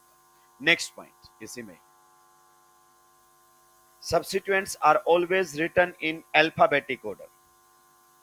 Substituents are always written in alphabetic order. Substituents are always written in alphabetic order. Substituents are always written in alphabetic order. किसमें लिखेंगे? अल्फाबेटिक ऑर्डर में लिखेंगे। अभी मैं इसको एक्सप्लेन नहीं करूंगा क्योंकि टाइम भी लग जाएगा और उसका कोई आउटपुट नहीं आना। तो समय आने पर अल्फाबेटिक ऑर्डर समझा दूंगा। मान लो एक से ज्यादा सब्स्टिट्यूएंट आ गए, तो लिखने तो स्टार्टिंग में है, लेकिन सबसे पहले कौन लिखा जाएगा, ये अल्फाबेटिक ऑर्डर से डिसाइड होगा। क्लियर? नाम में। नेक्स्ट अगर अपन कुछ सब्स्टिट्यूएंट्स के बारे में बातें कर ले तो बेटर रहेगा। जैसे आपके सामने ये कभी आ जाता है, तो बताओ इसको हम क्या लिखते हैं? मिथाइल। आप पहले से ही जानते हैं कि ये कभी भी सब्स्टिट्यूएंट बन गया है, तो इसको क्या लिखा जाएगा? मिथाइल। हम अल्काइल ग्रुप का नाम लिखना जान चुके हैं। मान लीजिए अगर हमारे सामने ये आ जाता है कभी भी, तो आप बताइए इसको हम क्या लिखेंगे? इथाइल। तो ये हमारे सामने रहेगा इथाइल। मान लीजिए अगर अपन बात करें ये हमारे सामने कभी भी आ गया है, तो बताइए इसको क्या बोलेंगे हम? प्रोपाइल। इतना हम ऑलरेडी जान चुके हैं कि इनको क्या बोला जाता है अल्काइल ग्रुप्स को, ठीक है। It is abbreviated as Me, it is abbreviated as ET, clear. It is abbreviated as PR, clear. ये हमारे सामने, तो ये आपको एग्जांपल बताए जा रहे हैं कि जैसे ये सब्स्टिट्यूएंट्स है। नेक्स्ट अब ध्यान दीजिए, मान लीजिए कभी भी आपके सामने लिखते हुए हेलोजन आ जाता है। कौन आ जाता है? हेलोजन। हालांकि आप जानते हैं halide is considered as a functional group, पर जब भी नाम लिखेंगे ना, then it is always considered as substituent. अगर आपको हेलोजन दिखाई दे जाए तो उसको हमेशा ही क्या मानना है? सब्स्टिट्यूएंट। कोई और दूसरा सोचना ही नहीं है। तो जब भी हेलोजन दिखाई देगा तो उसको क्या लिखना है? हेलो। क्या लिखना है? हेलो। सर मैं समझा नहीं। मान लीजिए आपको कौन दिखाई दे जाए? फ्लोरीन, तो बताइए क्या लिखोगे उसके लिए? फ्लोरो। मान लीजिए कौन दिखाई दे जाए? क्लोरीन, तो बताइए क्या लिखोगे उसके लिए? क्लोरो। मान लीजिए कौन दिखाई दे जाए? ब्रोमीन, तो बताइए क्या लिखोगे उसके लिए? ब्रोमो। पक्का? मान लीजिए कौन दिखाई दे जाए? आयोडीन, तो क्या लिखोगे उसके लिए? आयोडो। क्या ये पॉइंट आपको क्लियर हुआ? तो halogens are always considered as substituent while writing the IUPAC name. मैं लिखवाऊंगा, परेशान नहीं होना है। नेक्स्ट अगर अपन बात करें, मान लीजिए कभी भी आपको क्या दिखाई दे जाए? NO2। क्या दिखाई दे जाए? NO2। हालांकि nitro is a functional group, पर नाम लिखते हुए इसको हमेशा सब्स्टिट्यूएंट मानना। It will be considered as always substituent. तो ये जब भी NO2 दिखाई दे जाए तो आपको क्या लिखना है? Simply nitro, means it will be considered as a substituent. Next अगर अपन बात करना चाहें, कभी भी आपको क्या दिखाई दे जाए? NO, तो NO को हम क्या बोलेंगे बताइए? नाइट्रोसो। क्या बोलेंगे? Nitroso. And it will be always treated as a substituent. तो आपके पास अभी तक कितने फंक्शनल ग्रुप आ गए? जिनको हमेशा ही सब्स्टिट्यूएंट बनाकर लिखना है। एक तो आपके सामने हैलाइड, एक आपके सामने नाइट्रो और एक आपके सामने एनो। नेक्स्ट मैं इसी में नीचे बढ़ूंगा, बाद में आप लिखेंगे। अगर आपके सामने ईथर आ जाता है, कौन आ जाता है? Ether, O R. आप समझिए, इस फ्री वैलेंसी का मतलब इधर कौन लगना है? आर। मतलब ये कहीं ना कहीं जाकर जुड़ेगा कार्बन से। तो ईथर को इन शॉर्ट ऐसे लिखा जाता है, जैसे मैं बोलूं अल्कोहल लिखो तो आप कैसे लिखते हो? ओ एच, ऐसे ही तो लिखते हो। तो ईथर को ऐसे लिखा जाता है ओ आर। ईथर को भी आप जब भी लिखेंगे ऑलवेज एज ए सब्स्टिट्यूएंट, और इसके लिखा जाएगा एल कॉक्सी। क्या लिखा जाएगा? एल कॉक्सी। आप बताइए, अल्क तो क्या बताता है? Number of carbon atom. ये बता रहा है किस आर में कितने कार्बन। अगर मान लीजिए मैं आपके सामने पर्टिकुलर एग्जांपल लेकर आ जाऊं दोस्तों, ये लिख दिया मैंने OCH3, तो बताओ आर में कितना कार्बन है? एक। तो एक कार्बन के लिए क्या लिखोगे? मैथ, और पीछे क्या लगा दो? ऑक्सी। तो ये बन गया मिथॉक्सी। इन शॉर्ट इसको बताओ कैसे लिखा जा सकता है? इन शॉर्ट इसको कई बार ऐसे भी लिखेगा, ओ मिथाइल को क्या लिखते हैं? एमी। तो बहुत बार रिएक्शंस में आपको OMe लिखा हुआ मिलेगा, पूरा मिथाइल ना लिखेगा। क्लियर? नेक्स्ट अगर अपन बात करें, मान लीजिए हमारे सामने ये ग्रुप आ गया है। अब बताइए आर में टोटल कितने कार्बन है? दो। दो कार्बन के लिए क्या लिखते हैं? एथ, और पीछे कौन आएगा? ऑक्सी। तो ये हमारे सामने आ जाएगा इथॉक्सी। आपको ये पूरा नहीं लिखा हुआ मिलेगा, कई बार आपके सामने ऐसा लिखा हुआ मिलेगा OET, क्योंकि इथाइल को पूरा ना लिखकर क्या लिख देगा? क्लियर? इस वाले ग्रुप को क्या लिखता है? ET। तो ये आप लोगों के सामने है। तो ये हमेशा ही क्या माने जाते हैं? सब्स्टिट्यूएंट। तो ये पॉइंट हमें नोट लगाकर लिखना है, जो कि जेई एडवांस ऑलरेडी पूछ चुका है। और क्या सर ये पॉइंट एनसीईआरटी में है? बिल्कुल क्लियरली मेंशन एनसीईआरटी के अंदर। लेकिन एनसीईआरटी में आप कितनी बार भी पढ़ लो आपको समझ में नहीं आएगा। जल्दी से सुलटाइए। एनसीईआरटी में बस आप एक ही काम कर सकते हो, underline.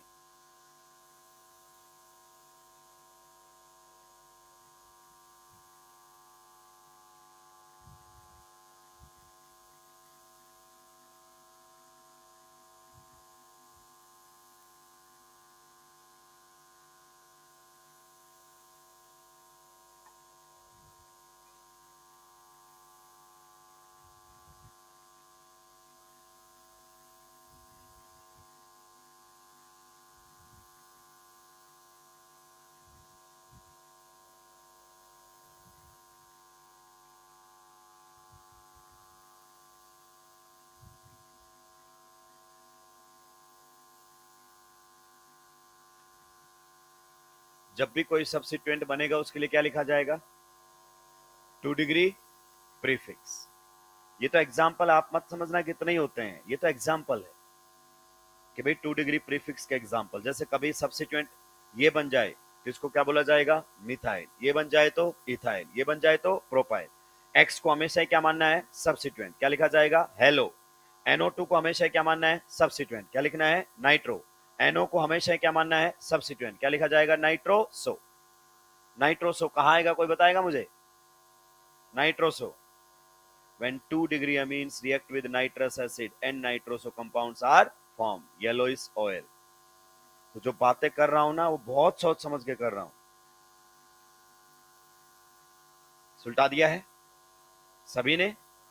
Can we move to the next slide?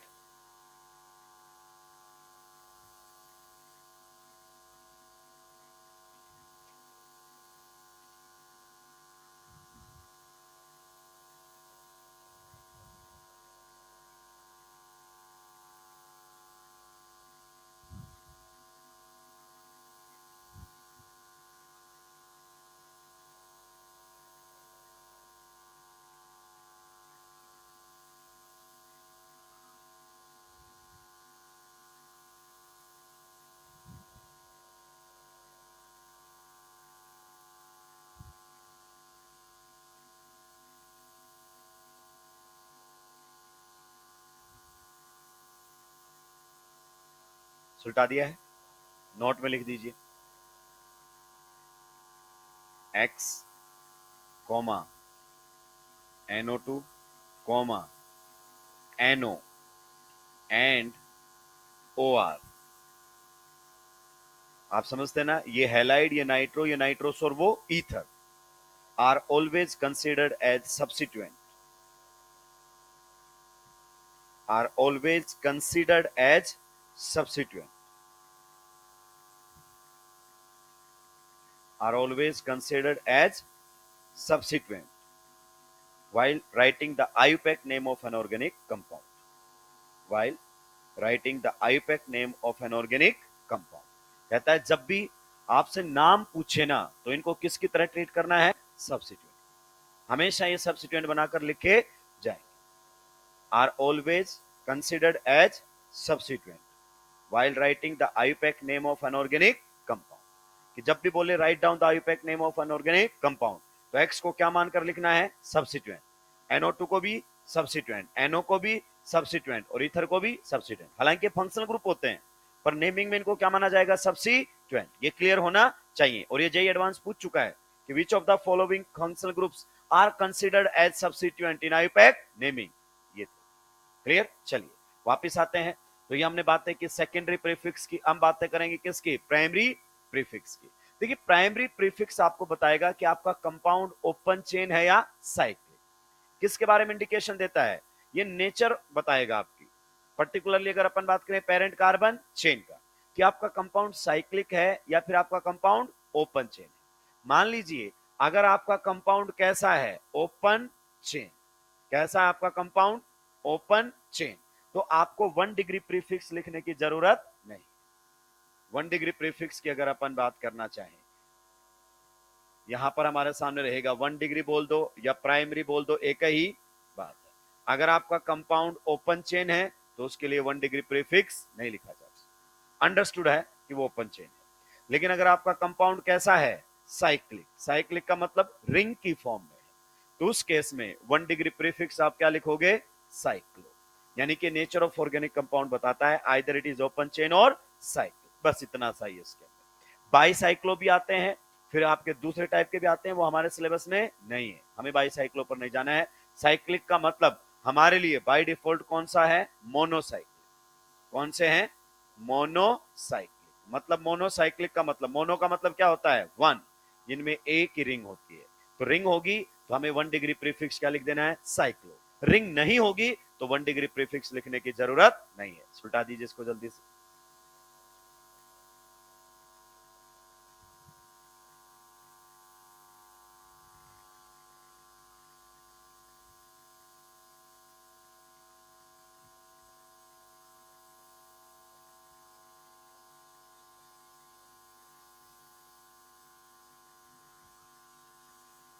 बस इतना ही था प्राइमरी प्रीफिक्स के बारे में. Next word root.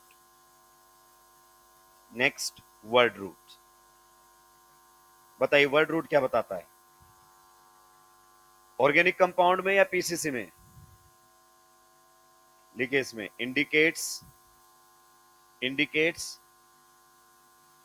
Word root के सामने indicates number of carbon atoms.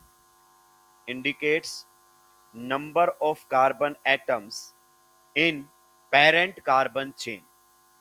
Indicates number of carbon atoms in parent carbon chain. In parent carbon chain. In parent carbon chain. parent carbon chain जिसको in short आप क्या बोल सकते हो? PCC. कई बार parent की बजाय क्या लिखा हुआ मिलेगा आपको? Principal carbon chain. क्या मिलेगा? प्रिंसिपल. और कई बार क्या लिख देते हैं? मेन. एक ही बात है. पेरेंट कार्बन चेन बोल दो, प्रिंसिपल कार्बन चेन बोल दो या मेन कार्बन चेन बोल दो, एक ही बात है. ठीक है. तो ये आपको नंबर ऑफ कार्बन एटम्स बताता है, ऑर्गेनिक कंपाउंड में नहीं, पेरेंट कार्बन चेन. ठीक है. दूसरा पॉइंट इसमें लिखेंगे in journal word root is written as alk. In journal word root is written as alk. In journal, word root is written as ALK. ALK. ALK. यानी कि जब भी आपको यह नहीं पता हो कि पेरेंट कार्बन चेन में कितने कार्बन है तो आप क्या लिख दो? अल्क. जहां भी नहीं मालूम हो अल्क लिख दो. जैसे आओ मैं आपको याद दिलाता हूं. आपने क्या लिखा हुआ देखा होगा? एल्केन. तो आपको नहीं मालूम कितने कार्बन है तो अल्क यही है वर्ड रूट. क्लियर. आपने क्या लिखा हुआ देखा होगा? एल्कीन. तो इसमें भी आपको नहीं मालूम कितने कार्बन है तो अल्क लिखा हुआ. तो जब भी आपको मालूम ना हो कितने कार्बन है तो आप अल्क लिख सकते हो. बाद में पता चले तो अल्क को उससे रिप्लेस कर देना. जैसे अगर मान लीजिए आपकी पेरेंट कार्बन चेन में कितना कार्बन है? एक. तो एक कार्बन के लिए वर्ड रूट क्या रहेगा? मैथ, साथ के साथ लिखते हुए चलेंगे। अगर आपकी पेरेंट कार्बन चेन में कितने कार्बन है? 2, तो 2 कार्बन के लिए वर्ड रूट क्या रहेगा? एथ। अगर आपकी पेरेंट कार्बन चेन में कितने हैं? 3, तो वर्ड रूट क्या रहेगा? प्रो। अगर आपके पेरेंट कार्बन चेन में कितने कार्बन है? 4, तो क्या रहेगा बताइए? ब्यूट। बट नहीं बोलना है भाई, ब्यूट। 5 कार्बन के लिए बताइए? पेंट। 6 कार्बन के लिए बताइए? हेक्स। 7 कार्बन के लिए बताइए? हेप्ट।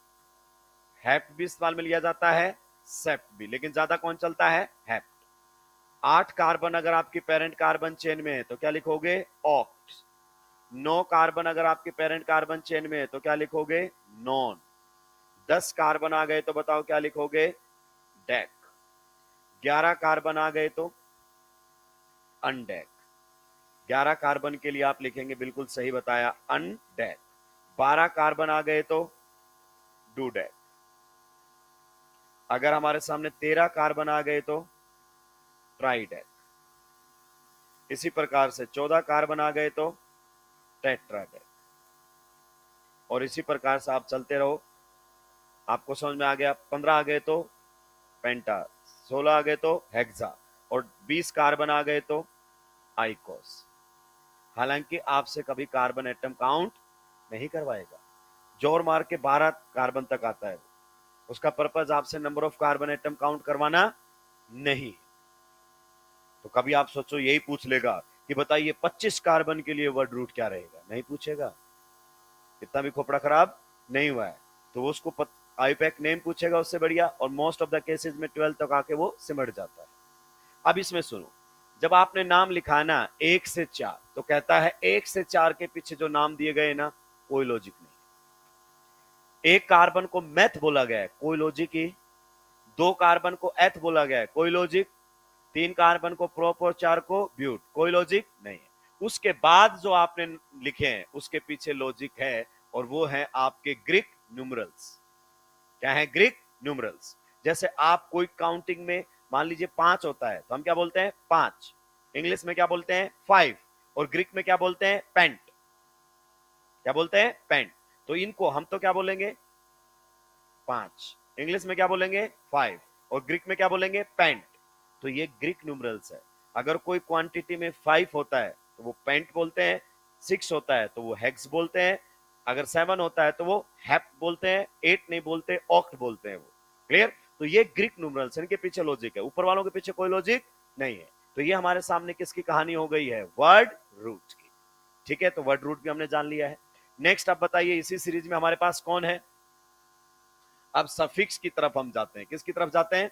सफिक्स की तरफ अगर अपन बात करना चाहें तो हमारे सामने आएगा कौन? Primary suffix. प्राइमरी सफिक्स लिखे इसके सामने, primary suffix. Primary suffix, primary suffix लिखिए। Indicates, indicates, indicates nature of carbon carbon bonds. indicates nature of carbon carbon bonds, indicates nature of carbon carbon bonds। किसका इंडिकेशन है ये? Carbon carbon bonds का indication है। ध्यान से सुनिएगा इसमें। आइए यहां पर हम स्ट्रक्चर बनाएंगे और यहां पर लिखेंगे क्या? प्राइमरी। अगर अपन बात करना चाहें सफिक्स, सभी के पेन डाउन होने चाहिए और सभी का ध्यान बोर्ड पर होना चाहिए। मान लीजिए आपके पेरेंट कार्बन चेन में सभी कार्बन कार्बन बॉन्ड कैसे हैं? Single. All the carbon carbon bonds are single, सारे सिंगल। तो उस केस में आपको प्राइमरी सफिक्स क्या लिखना है? Ane. Simple. If all the carbon carbon bonds are single then primary suffix will be written as N.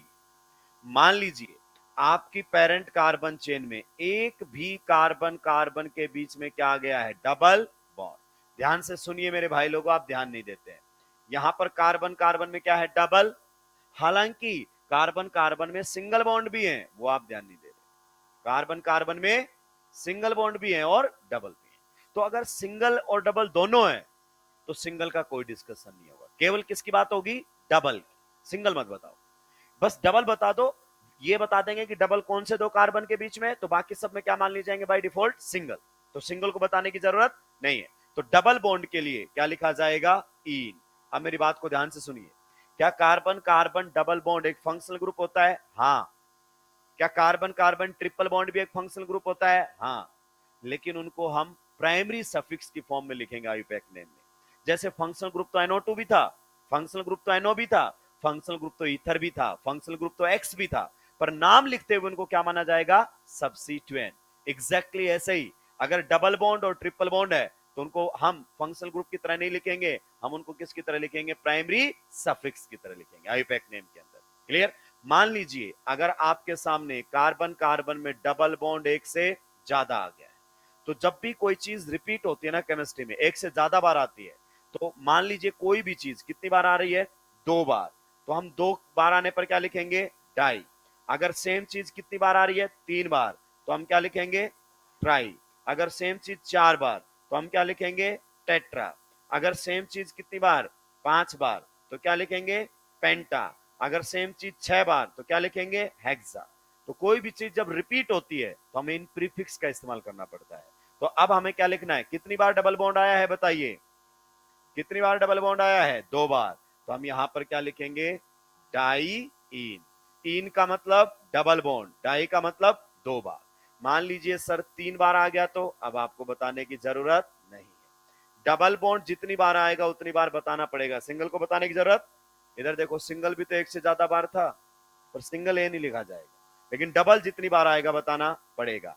बताओ कितनी बार आ गया इसमें, 3 बार, तो हम क्या लिखेंगे यहाँ पर, ट्राई ई। क्या ये पॉइंट आपको समझ आ गया है? तो आज के लिए इतना ही, बाकी बात करेंगे अगली क्लास में। तो इसको उठा के कहीं साइड में लिख देना कि कोई भी चीज 2 बार तो डाई, 3 बार तो ट्राई, टेट्रा 4 बार, टेट्रा 5 बार, पेंटा 6 बार, hexa. And in next class हम full flash IUPAC naming start कर देंगे। तो ये बिल्कुल बेसिक्स थे आईयूपैक नेमिंग के। इस बार थोड़ा सा पैटर्न चेंज हुआ है, हर बार मैं थोड़ा थोड़ा पैटर्न चेंज करता हूँ।